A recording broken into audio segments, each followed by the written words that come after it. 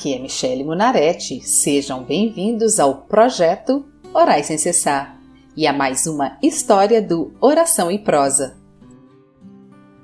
Vamos orar e depois prosear. Senhor Deus, consagro em Tuas mãos a minha capacidade de educar, ensinar e exortar o meu filho, porque Tua palavra nos diz que sem Ti nada podemos fazer. Ó Deus, eu admito que sou incapaz de moldar o caráter do meu filho, se o Senhor não se fizer presente. Sou incapaz de torná-lo uma pessoa melhor apenas com os meus exemplos, porque sou falha. Por isso, Deus, entrego a vida do meu filho em Tuas mãos e me comprometo contigo em ensiná-lo a andar em Teus caminhos. Em nome de Jesus eu oro. Amém. O assunto da prosa de hoje é criação de filhos. Vou começar essa prosa lendo o livro de Lucas, capítulo 15, versículo 11, a famosa parábola do filho pródigo. Certo homem tinha 2 filhos. O mais moço deles disse ao pai: Pai, dá-me a parte dos bens que me cabe. E ele lhes repartiu os haveres. Passados não muitos dias, o filho mais moço, ajuntando tudo o que era seu, partiu para uma terra distante e lá dissipou todos os seus bens, vivendo dissolutamente. Depois de ter consumido tudo, sobreveio àquele país uma grande fome e ele começou a passar necessidade. Então, ele foi e se agregou a um dos cidadãos daquela cidade, e este o mandou para os seus campos a guardar porcos. Ali desejava ele fartar-se das alfarrobas que os porcos comiam, mas ninguém lhe dava nada. Então, caindo em si, disse: Quantos trabalhadores de meu pai têm pão com fartura, e eu aqui morro de fome? Levantar-me-ei e irei ter com meu pai, e lhe direi: Pai, pequei contra o céu e diante de ti. Já não sou digno de ser chamado teu filho. Trata-me como um dos teus trabalhadores. E levantando-se, foi para o seu pai. Vinha ele ainda de longe quando seu pai o avistou e, compadecido dele, correndo, o abraçou e beijou. E o filho lhe disse: Pai, pequei contra o céu e diante de ti, já não sou digno de ser chamado teu filho. O pai, porém, disse aos seus servos: Trazei depressa a melhor roupa, vestiu, ponde-lhe um anel no dedo e sandálias nos pés. Trazei também e matai o novilho cevado. Comamos e regozijemo-nos, porque este meu filho estava morto e reviveu, estava perdido e foi achado. E começaram a regozijar-se. Ora, o filho mais velho estivera no campo, e quando voltava, ao aproximar-se da casa, ouviu a música e as danças. Chamando um dos seus criados, perguntou-lhe que era aquilo. E ele informou: Veio teu irmão, e teu pai mandou matar o novilho cevado, porque o recuperou com saúde. Ele se indignou e não queria entrar. Saindo, porém, o pai procurava conciliá-lo. Mas ele respondeu a seu pai: Há tantos anos te sirvo sem jamais transgredir uma ordem tua, e nunca me deste um cabrito sequer para alegrar-me com os meus amigos. Vindo, porém, esse teu filho, que desperdiçou os teus bens com meretrizes, tu mandaste matar para ele o novilho cevado. Então lhe respondeu o pai: Meu filho, tu sempre estás comigo, tudo que é meu é teu. Entretanto, era preciso que nos regozijássemos e nos alegrássemos, porque esse teu irmão estava morto e reviveu. Estava perdido e foi achado. O que eu mais gosto na palavra de Deus é que uma parábola, um versículo, pode ser usado para diversas situações. Todo mundo já ouviu pregações do filho pródigo e conhece a mensagem que o Senhor perdoa aqueles que se perdem e se arrependem. Mas hoje eu quero tratar de outra situação que essa parábola também aborda, da criação de filhos. Eu sou mãe de filho único, mas fui criada com 2 irmãs.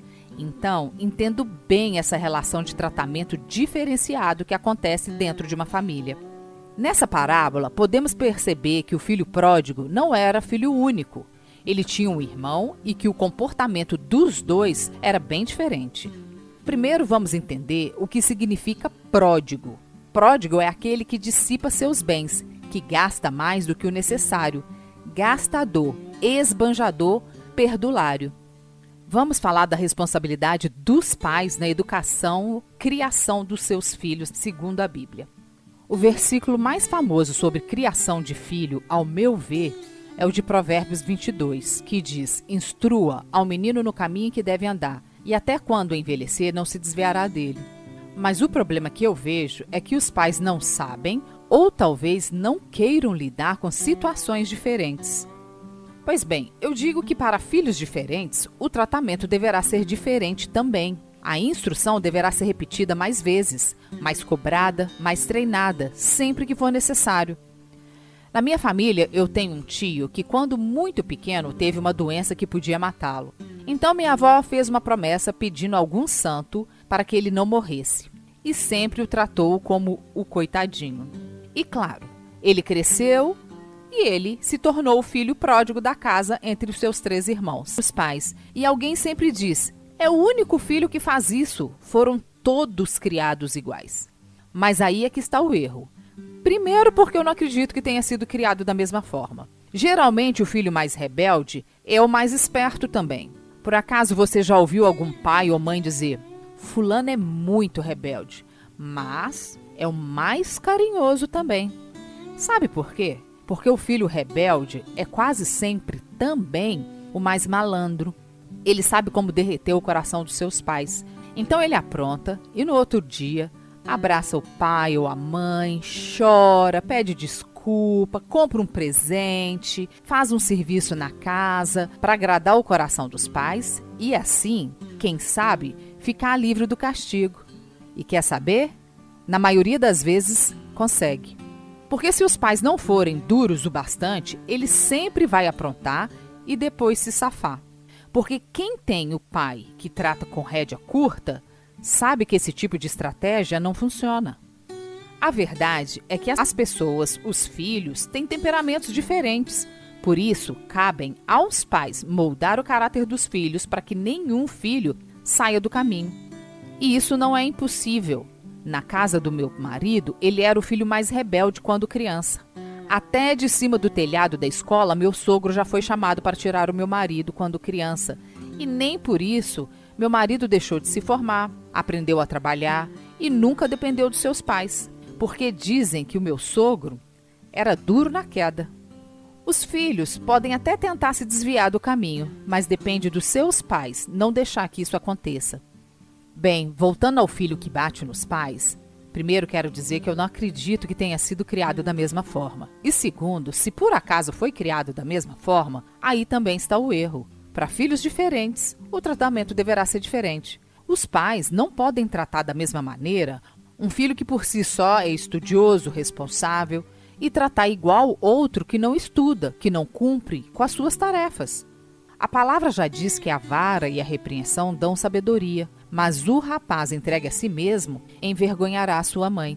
Por isso, quando a criança cresce, aquela que sempre foi mimada, sempre recebeu por tudo que queria, não recebia castigo quando aprontava, quando for adulto, fará a mesma coisa, só que agora com uma diferença. Essa pessoa não precisa apenas chorar para conseguir, fazer birra, deitar-se no chão. O filho adulto, o que ele não consegue, ele toma a força dos pais. E se preciso for, vai bater e até matar. Por hoje é só. Acompanhe mais um capítulo dessa história do Oração e Prosa. E vamos juntos orar e pedir orientação ao Senhor na criação de nossos filhos. Sejam bem-vindos e acompanhem às segundas e quintas-feiras o projeto Orais Sem Cessar. Se você quer fazer um pedido de oração ou ter acesso a todas as orações escritas e aos episódios gravados, siga a página do Projeto Orais Sem Cessar no Facebook ou entre no site www.projetoraissemcessar.com. Te vejo lá!